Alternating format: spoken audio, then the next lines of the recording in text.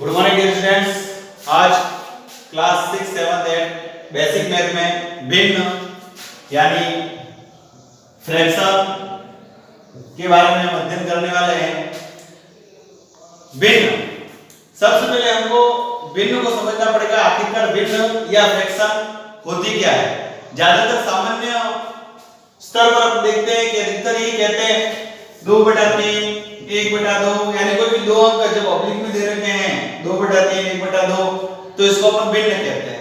हाँ, ये भी भिन्न है, पर इसको और बारीकी से अगर हमको समझना है तो भिन्न की अवधारणा तक हमको जाना पड़ेगा। भिन्न भिन्न वो संख्या है जो किसी वस्तु या राशि के कुछ भाग को दर्शाती है। भिन्न क्या है? भिन्न भी एक संख्या ही होती है जो अगर कोई वस्तु है या कोई राशि है उसके कुछ भाग को अगर हमको दिखाना है तो उसको किस रूप में दिखाएंगे, उसी रूप को अपन क्या कहते हैं? भिन्न कहते हैं। अब किस प्रकार अपन उसको दर्शाते हैं इसको अपन चित्र के द्वारा देखते हैं। जैसे मैंने एक आयत बनाया है और आयत के मैंने 4 बराबर भाग किए, आपको दिख रहा होगा 1 2 3 4 बराबर मैंने भाग किए हैं। इसमें से मैंने एक भाग को छायांकित किया है, यानी इसको रंग दिया है एक भाग को। अब मुझे दिखाना है कि इन 4 भाग में से जो मैंने एक भाग को मैंने रंगा है, छायांकित किया है, इसको अगर मुझे संख्या के रूप में प्रकट करना है, प्रदर्शित करना है तो उस चीज को अपन क्या कहते हैं? भिन्न कहते हैं। अब इसको संख्या रूप में अपन कैसे प्रकट करेंगे तो देखिए, सबसे पहली बात, कुल कितने भाग है? 4 भाग है। तो 4 को अपने ये जैसे मैंने यहां बना रखा है, 4 को मैंने कहां लिखा? नीचे। नीचे जो भाग आता है वो संपूर्ण भाग आता है। जिस भी अपन वस्तु या किसी संख्या को अगर अपन दिखा रहे हैं तो वो हमेशा पूरा भाग जो है, संपूर्ण भाग है, वो नीचे लिखा जाएगा। और इसका कितना भाग हमको दिखाना है तो छायांकित भाग को दिखाना है। छायांकित भाग कितना है? इन 4 भागों में से एक, तो उस एक को अपन क्या लिखेंगे? ऊपर लिखेंगे। इस प्रकार जो ये रूप नजर आ रहा है, इस रूप को अपन क्या कहते हैं? भिन्न कहते हैं। अब इस रूप में अपने को दो चीज नजर आ रही है, ऊपर अंक नजर आ रहा है और नीचे नजर आ रहा है। जो ऊपर वाला अंक है इसको अपन क्या कहते हैं? अंश, और नीचे वाले को कहते हैं हर। हर शब्द से तात्पर्य है हर। हर का मतलब होता है संपूर्ण, हर एक चीज, इसलिए हर में हमेशा संपूर्ण भाग को लिखा जाता है। ये 4 ब्लॉक हमको नजर आ रहे हैं, चारों बराबर है, एक आयत के 4 भाग है तो 4 भाग पूरे हैं, हर भाग है यानी कि संपूर्ण भाग है, इसलिए संपूर्ण को अपन ने नीचे लिख दिया। और अंश, अब 4 में से कितना अंश हमको दिखाना है? इस 4 का कौन सा भाग है जो हमको दिखाना है? तो ये 4 का एक ही भाग है, छायांकित भाग, उसको हमको दिखाना है तो ये 1 इसलिए ऊपर लिखा जाएगा, ये अंश कहलाएगा। तो 1/4 अंश बटा हर, तो ये कौन सा रूप हुआ? भिन्न हुआ। भिन्न को हम p/q के रूप में दिखाते हैं। p अंश कहलाता है, q हर कहलाता है। p/q एक इसका समीकरण के तौर पर हम ले सकते हैं कि भाई p/q के रूप में भिन्न होती है।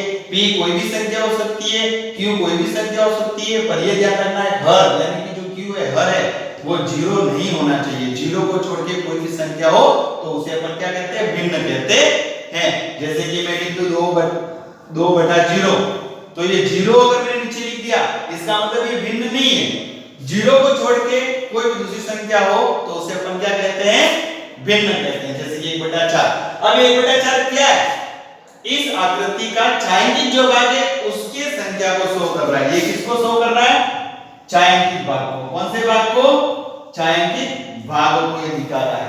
इसी जगह अगर उल्टा हम ले, जो भाग छायांकित नहीं है उसको भिन्न के रूप में दिखाइए, उसको प्रकट कीजिए, यानी कि जो भाग छायांकित नहीं है उसको अगर भिन्न के रूप में बताना है तो कैसे बताएं? तो वही बात मैंने पहले कहा, हर की जगह संपूर्ण भाग लो। कितना भाग है?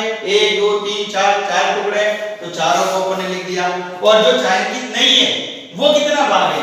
1 2 3। देखो, एक पर मैंने रंग किया हुआ, 3 भाग पर मैंने रंग नहीं किया, इसको नहीं बताया। तो जो छायांकित नहीं उस भाग को दिखाना है तो इसका मतलब ऊपर कितना आएगा? 3, क्योंकि 3 भाग है। 4 में से 3 टुकड़े ऐसे हैं जो छायांकित नहीं है तो 3/4 लिखा, ये भी एक भिन्न बनी। पर ये कौन सी भिन्न है? जो भाग छायांकित नहीं है उस चीज को दिखा रहा है। और जो छायांकित था वो एक ही भाग है, इसलिए 4 में से 1। तो इस प्रकार जो रूप प्राप्त होता है उसको अपन क्या कहते हैं? भिन्न कहते हैं। ये किसी आकृति का अपन भिन्न ले सकते हैं, किसी संख्या को अपन भिन्न के रूप में दिखा सकते हैं, किसी वस्तु को अपन भिन्न के रूप में दिखा सकते हैं। तो संख्या के रूप में इन पूरे भाग में से कुछ भाग को अगर अपने को दर्शाना है तो उसको संख्या रूप में जब अपन डालते हैं तो उसको अपन क्या कहते हैं, भिन्न। भिन्न के कितने, दो भाग है, एक ऊपर वाला अंश कहलाता है, नीचे वाला हर कहलाता है, और हर कभी भी जीरो नहीं होता है, ये आपको ध्यान रखना है। अब भिन्न के कुछ प्रकार मैंने यहाँ लिखे हैं। सबसे पहले दो प्रकारों को अपन देखते हैं। एक होता है उचित भिन्न और दूसरा होता है अनुचित भिन्न। उचित भिन्न को अपन सम भिन्न भी कहते हैं। उचित भिन्न कहो या सम भिन्न कहो, दोनों एक ही चीज है। और दूसरी है अनुचित भिन्न या विषम भिन्न। तो सबसे पहले अपन देखते हैं उचित या सम भिन्न। उचित भिन्न किसे कहते हैं? उचित भिन्न में ये होता है, इसमें अंश और हर दो चीजों को अपने को ध्यान से देखना पड़ेगा।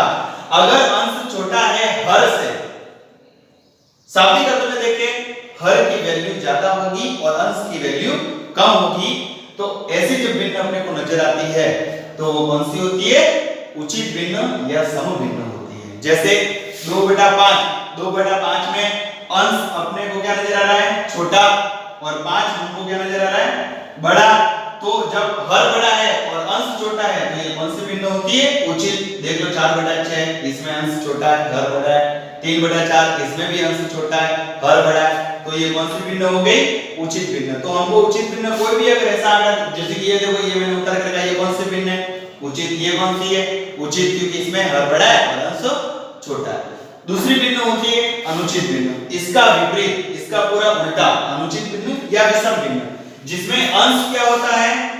बड़ा, और हर क्या होता है? छोटा। हर की वैल्यू छोटी होगी और अंश की वैल्यू बड़ी होगी, तो ये कौन सी भिन्न होगी? अनुचित भिन्न या विषम भिन्न। जैसे कि 3/2 में 3 बड़ा है और 2 हर छोटा है। 4/3 में 4 बड़ा है और हर 3 छोटा है, तो ये क्या हो गई? अनुचित भिन्न हो गई। अब इसी तरह अपन आगे देखते हैं इकाई भिन्न। तीसरा प्रकार इकाई हो जाता है। इकाई भिन्न का मतलब ऐसी भिन्न जिसका अंश 1 हो और हर कोई भी संख्या हो। जैसे कि 1/4 में अंश 1 है, मतलब इकाई भिन्न। 1/5 में अंश 1 है, मतलब इकाई भिन्न। 1/6 में अंश 1 है, मतलब इकाई भिन्न। तो इकाई भिन्न में ज्यादा कोई माथापच्ची करने की जरूरत है नहीं। इसमें सीधी सी बात है कि अंश क्या होना चाहिए? 1 होना चाहिए, बाकी हर कोई भी संख्या हो। अब तुल्य भिन्न। तुल्य का मतलब होता है समान, बराबर। ऐसी भिन्न जिसकी वैल्यू दूसरी भिन्न की वैल्यू के समान है, उसके बराबर है, तो वो कौन सी भिन्न होती है? तुल्य भिन्न होती है। जैसे कि मैंने यहाँ दो भिन्न लिखी है, दो भिन्न लिखी है। एक तो लिखी है मैंने 1/2 और दूसरी लिखी है मैंने 4/8। दिखने से हमको सब आंकड़े अलग अलग नजर आ रहे हैं। हम कहेंगे सर ये समान कैसे हैं? अगर इसको हम तुल्य भिन्न कहें तो किस आधार पे कहें कि ये समान है या नहीं है? तो देखो, इन आकृतियों, जो आंकड़े हमको नजर आ रहे हैं, इनको और हमको सरल या छोटे रूप में लिखना पड़ेगा। जैसे कि 1/2 को हम क्या और किस संख्या से काट सकते हैं? नहीं काट सकते, तो इसका ये वैसे ही छोटा रूप दे रखा है 1/2। लेकिन जो ये 4/8 है, क्या इसको हम और छोटा कर सकते हैं? बिल्कुल कर सकते हैं। देखो 4 के पहाड़े से ये एक बार करता है और 2 के पहाड़े से ये 2 बार करता है, तो 4/8 का वास्तविक रूप क्या है? 1/2 ही है। तो हमने ये लिखा 1/2। अब देखो क्या समान नजर आ रही है? तो दोनों की वैल्यू समान है, इसीलिए हम कहेंगे जो भिन्न 1/2 है और जो भिन्न 4/8 है वो कौन सी भिन्न है? तुल्य भिन्न है या समान भिन्न है। देखो एक मैंने और लिख रखा है 2/6 और 3/9। इसको भी अपन काटेंगे, 2 एकम 2, 2 3 6, ये क्या बना? 1/3। ये 3 से 9 को काटेंगे, 3 एकम 3 और 3 3 9, तो ये भी क्या बना? 1/3। इसका भी रूप 1/3 है, इसका भी 1/3 है, इसका मतलब दोनों कौन सी भिन्न है? तुल्य भिन्न। तो आज आपको पता चल गया कि भिन्न किसे कहते हैं। भिन्न एक संख्या है जो किसी भी भाग के कुछ भाग को दर्शाती है। जिस प्रकार आकृति में हमने देखा कि उचित भिन्न, अनुचित भिन्न, इकाई भिन्न, तुल्य भिन्न, आदि चीजें हमने देखी। अब आप प्रयास करना 2-4 उचित भिन्न स्वयं बनाने की, अनुचित भिन्न बनाने की, इकाई भिन्न बनाने की, और कोई 2-3 भिन्न ऐसी ढूंढना जो आपस में तुल्य भिन्न हो। ये भिन्न का हमारा चैप्टर है, इसके आगे और विस्तार पूर्वक हम आगे देखेंगे। धन्यवाद।